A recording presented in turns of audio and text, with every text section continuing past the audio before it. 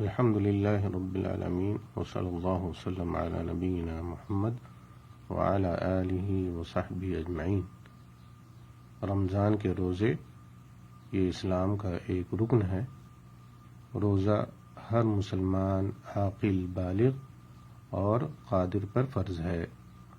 روزے کی فرضیت پر قرآن مجید سے دلیل یہ ہے: یا ایھا الذین آمنوا کتب علیکم الصیام کما کتب علی الذین من قبلکم لعلکم تتقون، سورہ بقرہ آیت نمبر 183۔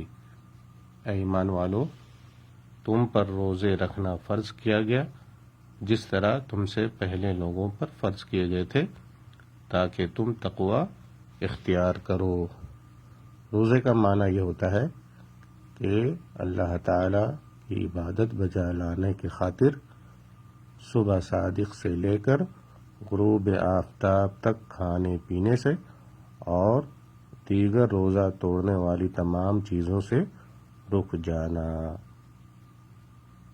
صلی اللہ وسلم علی نبینا محمد وعلی آلہ وصحبہ اجمعین۔